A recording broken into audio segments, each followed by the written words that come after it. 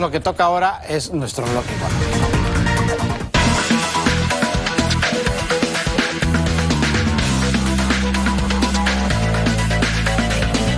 ¿Usted sabe cuántos proyectos de ley hay en el Congreso referentes a retiros de fondos de AFP? Sí, un retiro más.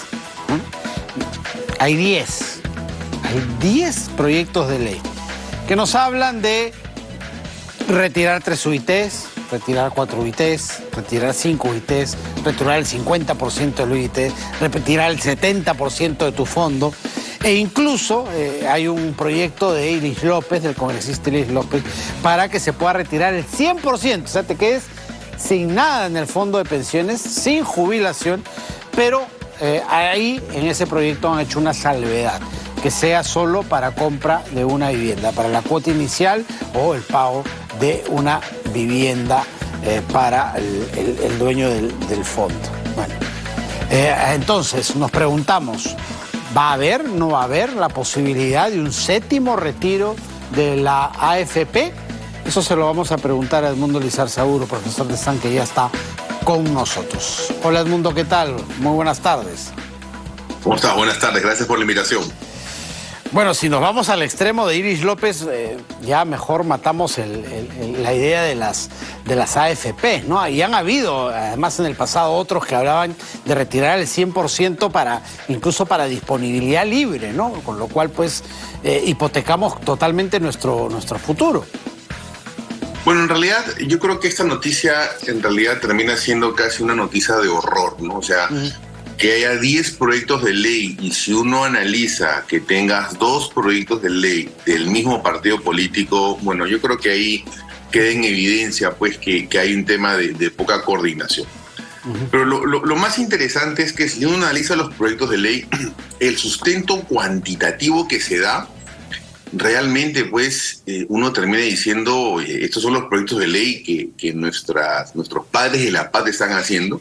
Entonces yo creo que acá lo más importante es tener claro y que los ciudadanos tengamos claro que ya no importa si salga el 7º, bueno, ya acabó la legislatura felizmente, así que no debería salir, pero en el Perú todo puede pasar.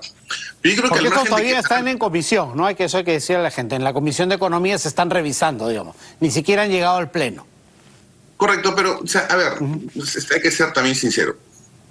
Se están revisando, tú mismo lo acabas de decir, o sea, hay personas que están dedicando horas hombre a hacer esto, ¿ok? Entonces, y yo le digo esto porque en realidad es un despropósito empezar y enfocarnos en algo, en una situación que lo hemos conversado muchas veces. O sea, los fondos de pensiones y las AFPs están en el sector de la formalidad principalmente. Seguimos buscando normas y leyes para un grupo acotado de la población y de la población económicamente activa y de los formales. Entonces, yo creo que en realidad lo que se tiene que hacer, sería interesante, ¿no?, que alguien haga un comparativo de estos 10 proyectos, ¿no?, y pueda analizar el marco, ¿no?, económico, financiero, el sustento cuantitativo, y nos vamos a dar cuenta pues que en realidad estos proyectos de ley lamentablemente no tienen fin establecido. Ya en su momento se habló de que uno podía retirar hasta el 25% de la AFP para compra de primera vivienda, para un crédito hipotecario. Genial. Eso realmente terminó siendo una buena alternativa porque realmente la jubilación tiene ejes en los cuales uno tiene que estar alineado.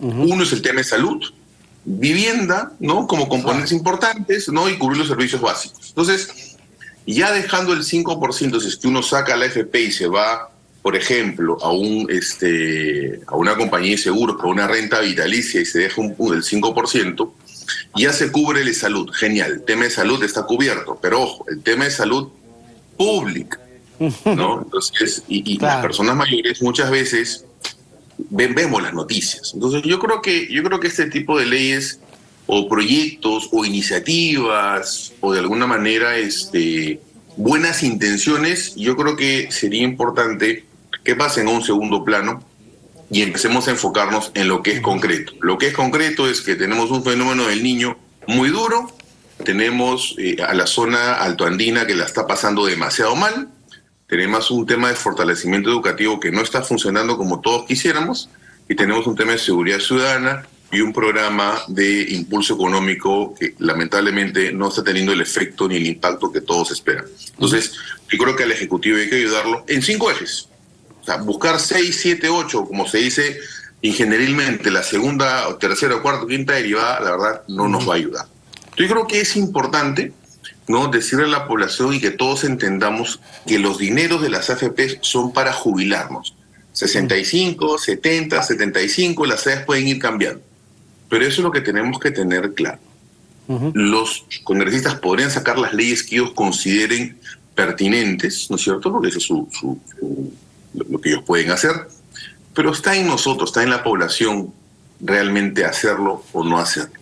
Entonces a mí sí me preocupa de sobremanera que hayan 10 proyectos que estén dando vueltas, ¿no?, y que uno de ellos pueda ser aprobado y se genere un 7º retiro. Es decir, vamos a seguir perforando y minando algo que es un sistema que todo es perfectible, pero que ha tenido, ¿no es cierto?, puntos muy positivos, sobre todo en la época de la pandemia, ¿no? Sí, además es bueno hablar sobre el alcance finalmente del tema previsional en nuestra población. Hoy escuchaba que solo el 15% de las personas van a cobrar, que están trabajando, van a cobrar gratificación, ¿no? Entonces, gratificación. Entonces eso nos habla también que por ahí debe ir el porcentaje de gente que está aportando para las AFPs y solo el 15% se beneficiaría de esto, y solo el 15% además va a tener finalmente un futuro previsional asegurado cuando ya no pueda trabajar más, cuando se jubile. Eso es grave porque el otro 75% queda a cargo del Estado, a cargo y como carga para el Estado, ¿no? Claro, lo que pasa es que en realidad yo creo que es momento de empezar a generar programas para que el adulto mayor tenga un potencial ingreso posterior a su jubilación. Hay puestos, hay labores, actividades, ¿no?, que pueden ser cubiertas por los adultos mayores, porque además tenemos una población de adulto mayor con mucho conocimiento. O sea, yo creo que ese es un tema que hay que destacar y resaltar. O sea, hay adultos mayores arriba de 70, entre 70 y 85, que están en todas sus capacidades, ¿no es cierto?, y que tranquilamente podrían hacer ciertas labores, ¿no?, en ciertas entidades del Estado que de alguna manera permiten generar este proceso de eficiencia que necesitamos, ¿no? Porque además, una persona que está en una situación de jubilación ya ha pasado, ya ha visto todas las cosas que no se deben hacer. Entonces, muy probablemente cuando esté sentado atendiendo al público, lo que va a querer hacer o lo que va a hacer es atender como quisiera que a él hubieran atendido. Entonces, yo creo que es cuestión de trabajar, yo creo que de manera integral, no solamente el gobierno nacional. Acá hay un tema totalmente articulado con gobiernos regionales y locales, es decir, las propias municipalidades podrían lanzar programas a todo nivel. Claro, siempre va a faltar y hay un grupo que no va a poder ser beneficiado. Pero si partimos de esa premisa y por eso no hacemos nada, yo creo que eso es un error. Lo que tenemos que hacer es empezar a encontrar y articular acciones que nos permitan derivar. Claro, acá habría que ver algún tema modificatorio de ley, ver el tema remunerativo, ¿no?, ver un poco la asignación económica, que no genere ninguna contingencia laboral. Correcto, eso sería un proyecto de ley formidable, por ejemplo, ¿no? Buscar la empleabilidad de un sector que está en un proceso ya de jubilación y que realmente recibe pues pensión 65, qué mejor que esté trabajando en una municipalidad, en una zona altoandina, es decir, hay una retribución y probablemente se le pueda dar una asignación mayor. Eso, de alguna manera, son aspectos que hacen que se generen mejores clústeres, que haya desarrollo, que se genere inclusión, que son las variables o los indicadores donde el Perú ha ido cayendo año a año. Y eso, de alguna manera, es momento de darle vuelta, como se dice, ¿no? Perfecto. Muchísimas gracias, Edmundo, como siempre, por atendernos. A ti, muchas gracias por la invitación. Muchísimas gracias. Edmundo Lizarzaburu, profesor de SAN, ha estado con nosotros. Vamos a cerrar así nuestro bloque económico.